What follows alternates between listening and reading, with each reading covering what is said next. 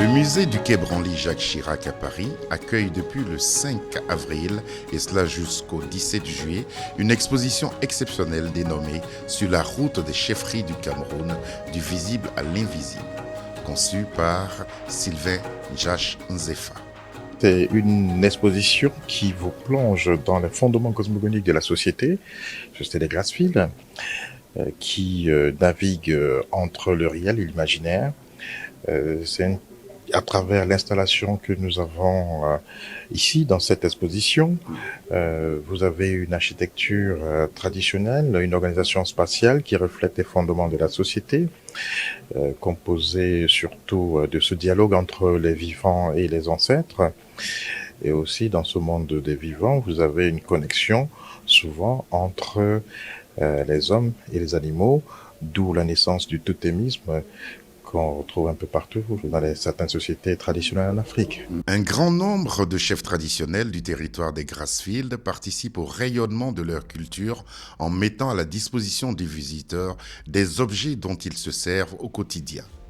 C'est animé par un impérieux besoin de transmettre les valeurs culturelles aux nouvelles générations que le roi des Bapa est présent avec ses attributs, dont son siège. Montrer notre fierté de ce que nous sommes, de ce que nous avons, de ce que nous faisons, parce qu'on ne peut cacher que ce dont on n'est pas fier. Si nous apportons tous ces trésors ici, c'est pour montrer que nous en sommes fiers, et c'est d'essayer de transmettre cette fierté-là à nos fils qui se trouvent dans les quatre coins du monde.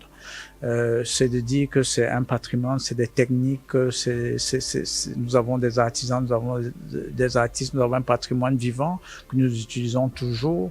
Nous avons un patrimoine autant matériel qu'immatériel. Et nous pensons que faire cette exposition, montrer ce patrimoine aux yeux du monde, devrait nous interpeller sur la force, la valeur que nous avons dans nos peuples, dans le très fond de nos peuples, et de dire aussi que nous avons quelque chose à apporter à ce monde-là, qui est peut-être dominé par les sociétés occidentales, mais nous avons quelque chose à donner. Et peut-être c'est ces choses-là que nous négligeons aujourd'hui qui seront les trésors de demain. Donc, nous sommes fiers d'être là, et nous pensons que c'est une graine qu'on est en train de s'aimer à travers cette exposition pour interpeller les nôtres, quel que soit où ils se trouvent, d'embrasser les autres. Nous ne sommes pas là pour dire que nous devons être fermés aux autres peuples, mais de s'affirmer et de montrer sa fierté de ce qu'on est pour aller vers les autres. C'est un siège que j'utilise lorsque je reçois des hôtes. Si je dois recevoir certains hôtes dans la salle des trônes, j'utilise ce siège-là. Donc, oui, c'est un siège qui est utilisé fréquemment. L'importance des attributs des chefs et leur rôle dans la société actuelle est défendue par le docteur Rachel Mariembe. Les chefs restent les garants des traditions. On a beau dire, les jeunes, la jeunesse ne s'y intéresse pas, mais c'est très faux. Parce que avec l'effervescence que nous voyons autour de la chose culturelle, on comprend que même si on part, on fait semblant d'abandonner, on garde quand même ses racines. On garde un lien avec ses racines. Tout cela reste identitaire. Parce que si je prends l'exemple du Ngwon, à l'occasion du festival Ngwon chez les Bamon, tout le monde est Bamon. Mais seulement, il faut que la branche qui est très conservatrice comprenne que la culture, elle est évolutive. Par exemple, par le passé, je ne pouvais pas m'habiller ainsi. Mais de nos jours, avec l'économie de la culture qui est en train de se développer, il est important que même le détenteur du savoir-faire puisse vivre de ce savoir-faire. Donc, c'est ça un peu la problématique aujourd'hui. Donc, et les chefs, ils ont compris. Et la preuve, voici l'exposition ici en France. Les œuvres sont parties du Cameroun pour la France. Deux axes majeurs ont guidé les organisateurs de l'exposition, comme nous l'explique l'historienne de l'art, Cindy Olo. Le fonctionnement des chefferies et le rôle que jouent les chefs dedans, mais pas uniquement. On a aussi accordé une place importante aux reines, aux notables et aux sociétés secrètes, parce que le chef ne gouverne pas seul. Mais il y a aussi un vrai enjeu de montrer comment la route des chefferies crée les musées au Cameroun, qui sont les cases patrimoniales, des musées communautaires, et comment ce rapport au patrimoine est différent du nôtre en France, et comment faire musée autrement. Justement, dans le cheminement, l'attention du visiteur est attirée par la présence de tenues et de figures féminines. La femme, elle représente la continuité cosmogonique. Parce que c'est elle qui donne naissance. C'est elle qui assure la pérennité. Quand le roi va en initiation, il y a toujours une femme. Parce que c'est celle-là qui va dire à la population, non, il est homme. Si on prend quelqu'un qui ne peut pas procréer aussi, ça va poser des problèmes. Donc voilà pourquoi une partie d'initiation, il faut que la femme donne naissance, soit un enfant garçon ou à une fille, et c'est là que le roi est présenté officiellement à sa communauté et il va donc faire la danse avec le costume que vous avez vu de l'autre côté. La femme, elle travaille en back-office, c'est elle qui fait tout. C'est elle qui détient les secrets de nettoyage de certains lieux culturels, des lieux rituels. C'est elle qui connaît le roi. C'est elle qui peut apaiser la colère du roi. Elle est la conseillère du roi. Elle a toujours travaillé. Mais parité dans quel sens je ne parlerai pas de parité, moi, personnellement, parce que chacun doit rester à sa place. Des 270 objets de l'exposition, 230 sont arrivés du Cameroun après des rituels propres à leur lieu de départ. Dans le parcours de l'exposition, on a vraiment pensé une progression entre l'architecture, qui est quelque chose de très concret, très incarné, vers les sociétés secrètes, et les danses patrimoniales qui terminent vraiment le parcours de l'exposition, qui évoque beaucoup plus le patrimoine immatériel, et qui dit société secrète veut dire aussi invisible, puisqu'il y a toute une part d'informations auxquelles on n'a pas accès n'étant pas initié. Et il est aussi un peu partout, puisque tous les objets étant utilisés dans les chefferies, soit par le chef, soit par les sociétés et les notables. Il y en a beaucoup pour lesquels on a dû discuter avec eux, savoir ce qu'on pouvait montrer, ce qu'on n'avait pas le droit de montrer. Des rites de décharge ont été pratiqués sur certains objets, donc l'invisible est un peu partout.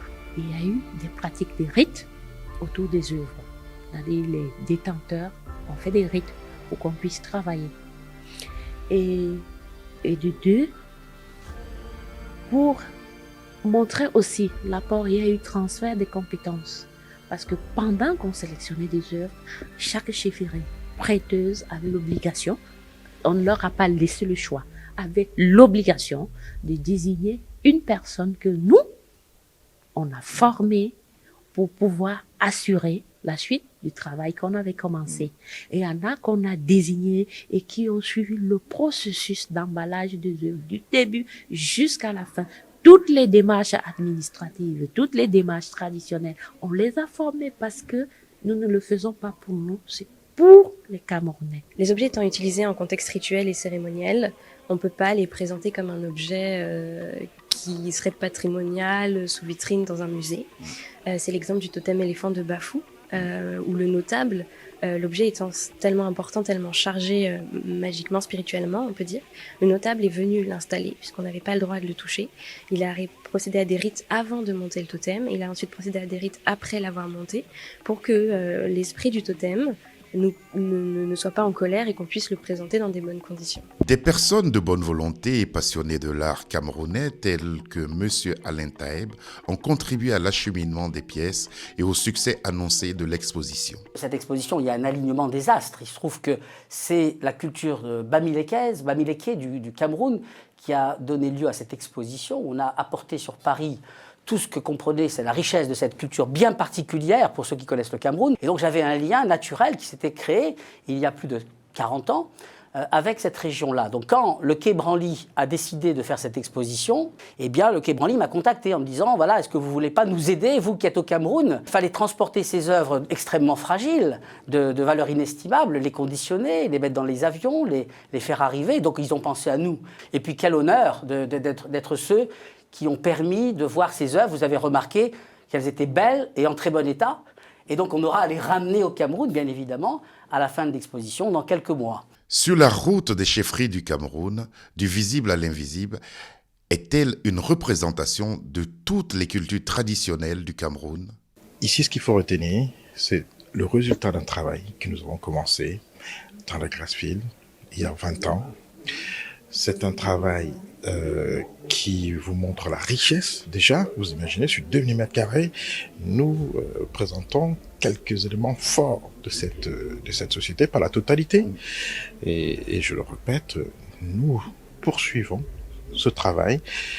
Cette présentation des autres aires culturelles du Cameroun à travers une programmation culturelle qui s'étend pendant ces 4 mois avec un temps fort. La parade royale des civilisations qui va partir des abords de ce musée du Quai Branly jusqu'à la place de la Concorde, en longeant les quais de la Seine et atterrir au jardin de l'Élysée, où on aura vraiment une centaine de chefs traditionnels, de princes, de reines qui vont parcourir, qui vont battre les pavés à Paris. Et aussi, il y a cette nuit de chefferie prévue le samedi 9 juillet au théâtre de la ville de Paris, où on aura une trentaine de danses patrimoniales représentant la diversité culturelle du Cameroun. Mais ici aussi au musée du Quai Branly, il y a des activités liées à la littérature avec Djaïli, avec Oswald Lewat par exemple, mais aussi une carte blanche a été donnée à Blibassi qui va présenter toute une série de spectacles, donc un inédit qui s'appelle Bikutsi 3000, entre autres. Il y a aussi une programmation d'un cycle de cinéma camerounais qui va se faire avec le cinéaste de renom, Jean-Pierre Bekolo.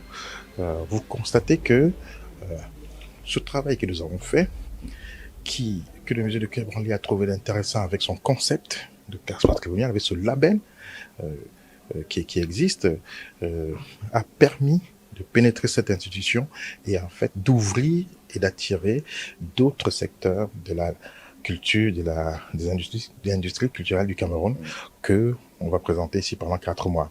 Alors que bon nombre de pays africains souhaitent récupérer leurs objets d'art, se pose alors la question de savoir pourquoi une telle exposition ici à Paris. Nous avons un patrimoine riche qui est au Cameroun, qui peut partir et revenir. Au fait, nous sommes en train d'inventer une nouvelle forme de coopération. Le débat sur la restitution, ça ne doit pas être une affaire d'émotion. Il faut qu'on sorte de là. Nous n'avons pas attendu ce débat-là pour faire des expositions, que ce soit en France, en Allemagne, etc. Les chefs traditionnels ont toujours fait des expositions. En réalité, quand vous voyez, mais sous des formes qui ne rentrent pas dans les canaux d'un musée. Nous sommes dans une démarche de restitution qui doit partir de nous-mêmes. La restitution, le premier objectif de la restitution, c'est la connexion que les Camerounais, les Africains doivent faire avec leur patrimoine.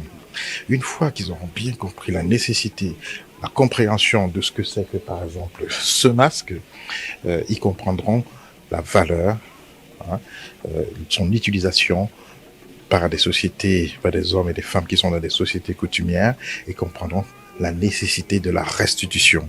Mais pour nous, la restitution, je vous dis, ça ne concerne pas qu'une affaire de musées occidentaux. Ça commence d'abord chez nous.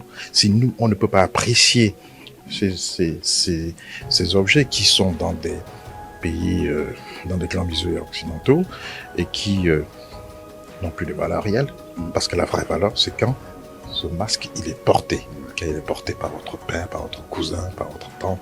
C'est là la vraie restitution. Sur la route des chefferies du Cameroun, du visible à l'invisible, est une invitation à cheminer et à découvrir les us et coutumes. 270 objets originaux des régions du nord-est et de l'ouest du Cameroun, du 5 avril au 17 juillet 2022, au musée du Quai Branly, Jacques Chirac, ici même à Paris.